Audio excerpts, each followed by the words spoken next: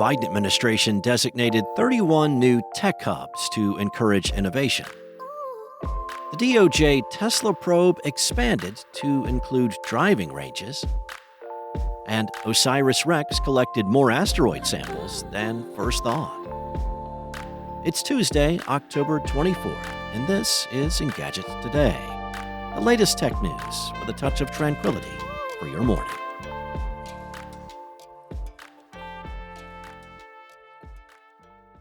The Biden administration and the U.S. Commerce Department just named 31 regions as tech hubs. These hub areas are spread across the country and Puerto Rico, and each spot could share in $500 million of funding as originally detailed in the CHIPS and Science Act that was signed into law back in 2022. The administration hopes to use these hubs to catalyze investment in technologies critical to economic growth, national security, and job creation, with an end goal of helping communities across the country become centers of innovation critical to American competitiveness. Additionally, Commerce Secretary Gina Raimondo told reporters that the program seeks to diversify the country's tech interests, moving away from traditional hubs like Silicon Valley, Seattle, and Boston.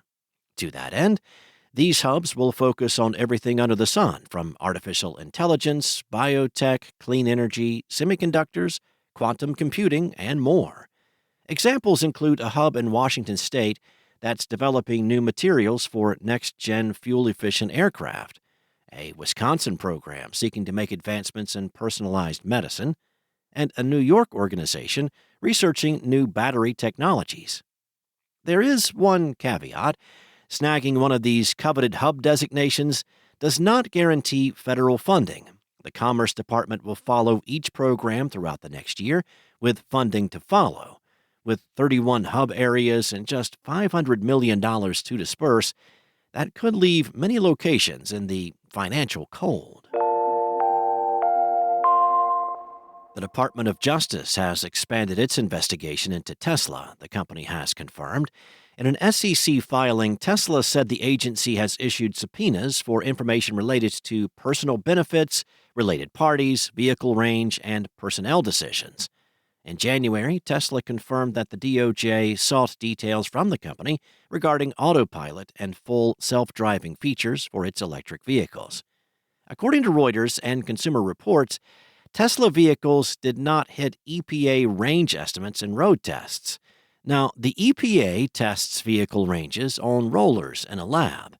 The New York Times points out that all EVs have a lower range in colder temperatures, but even in warm weather, a Tesla Model Y ran out of juice at least 50 miles below its claimed range in Consumer Reports tests.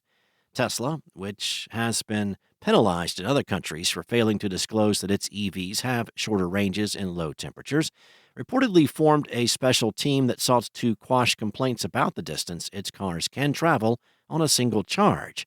The team is said to have told customers who flagged such issues with their EVs that EPA range figures were merely predictions and that the range would be reduced due to battery degradation. NASA has revealed that it has already processed more than 70 grams of rocks and dust collected by OSIRIS-REx mission from asteroid Bennu. That means the mission has way exceeded its goal of bringing just 60 grams of asteroid samples back to Earth, especially since NASA scientists have yet to open the primary sample container that made its way back to our planet in September. But Houston, we have a problem.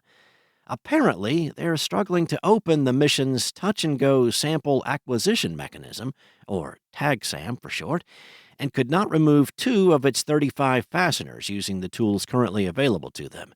The scientists are processing the samples inside a specialized glove box with a flow of nitrogen in order to keep them from being exposed to our atmosphere and any contaminants. And it's not like they can just take a hammer to it.